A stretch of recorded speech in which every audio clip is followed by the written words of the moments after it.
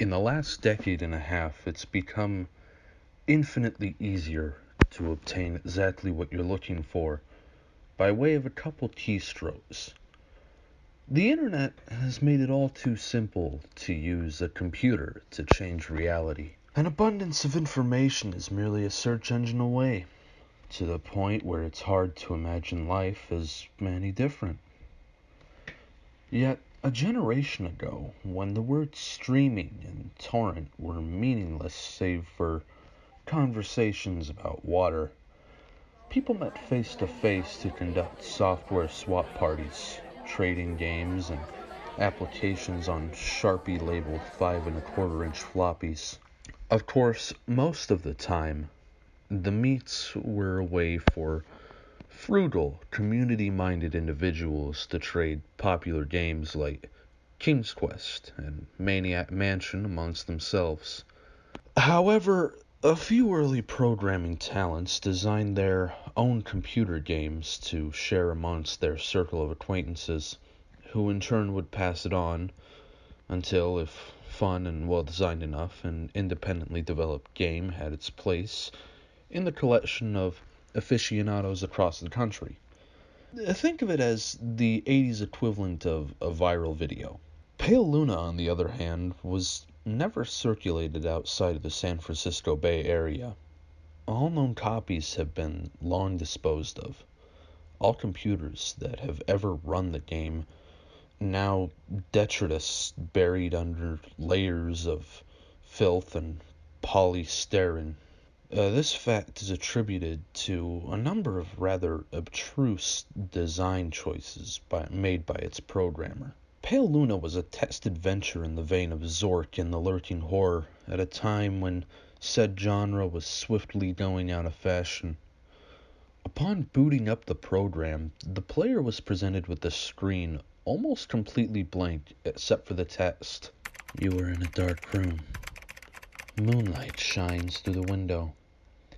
There is gold in the corner, along with a shovel and rope. There is a door to the east. Command? So began the game that one writer for a long out-of-print fanzine described as enigmatic, nonsensical, and completely unplayable, as the only commands that the game would accept were pick up gold, pick up shovel, pick up rope, open door, and go east. The player was soon presented with the following. Reap your reward. Pale Luna smiles at you. You are in a forest. There are paths to the north, west, and east. Command? What quickly infuriated the few who've played the game was the confusing and buggy nature of the second screen onward. Only one of the directional decisions would be the correct one. For example, on this occasion, a command to go in a direction other than north would lead to the system freezing, requiring the operator to hard reboot the entire computer. Further, any subsequent screens seemed to merely repeat the above text, with the difference being only the directions available. Worse still, the standard text adventure commands appeared to be useless. The only accepted non-movement related prompts were use gold, which caused the game to display the message, not here. Use shovel, which brought up, not now. And use rope, which prompted the text, you've already used this. Most who played the game progressed a couple of screens into it before becoming fed up by having to constantly reboot and tossing the disc in disgust, writing off the experience as a shoddily programmed farce. However, there is one thing about the world of computers that remains true no matter the era. Some people who use them have way too much time on their hands. A young man by the name of Michael Nevins decided to see if there was more to Pale Luna than what met the eye. 5 hours and 33 screens worth of trial and error and unplugged computer cords later, he finally managed to make the game display different text. The text in this new area read, "Pale Luna smiles wide. There are no paths. Pale Luna smiles wide. The ground is soft. Pale Luna smiles wide. Here. Command?" Hours still before Nevin stumbled upon the proper combination of phrases to make the game progress any further. Dig hole, drop gold, then fill hole. This caused the screen to display, "Congratulations. 40.24248. Negative 121.4434. Upon which the game ceased to accept commands, requiring the user to reboot one last time. After some deliberations, Nevins came to the conclusion that the numbers referred to lines of latitude and longitude.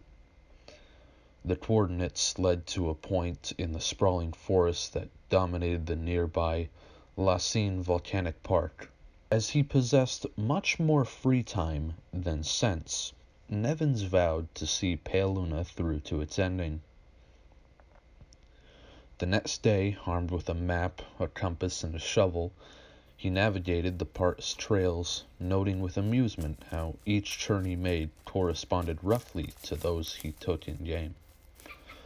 Though he initially regretted bringing the cumbersome digging tool on a mere hunch, the path similarity all but confirmed his suspicions that the journey would end with him face to face with an eccentric's buried treasure. Out of breath after a tricky struggle to the coordinates, he was pleasantly surprised by a literal stumble upon a patch of uneven dirt.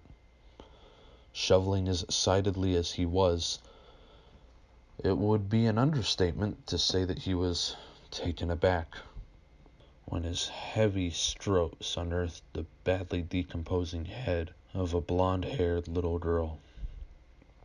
Nevins promptly reported the situation to the authorities.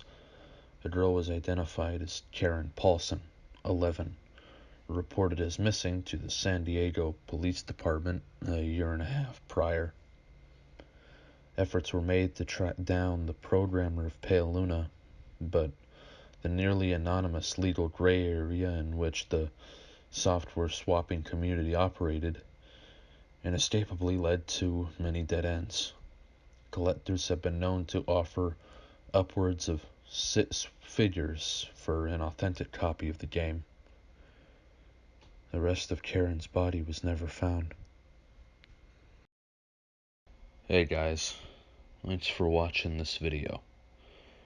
Pale Luna has always been one of my favorite creepypastas, and it was one of the first I ever heard back when they were still majorly popular. There's something about reading these stories that take me back to when I was younger, and I'm glad that I could share this all with you. I just want to give a huge shout out to Zach, who edited this video and did all the art that you saw up on screen. It means a whole lot to me that he was able to do all of this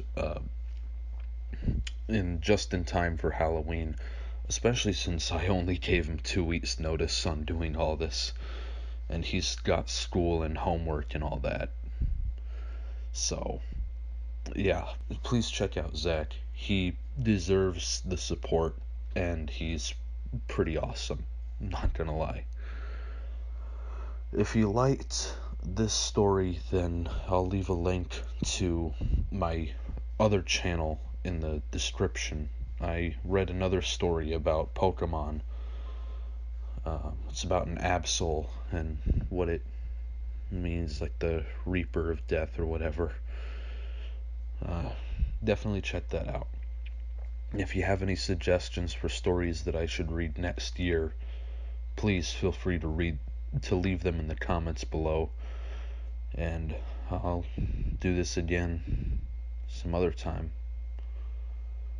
Thanks for watching. I'll see you all later.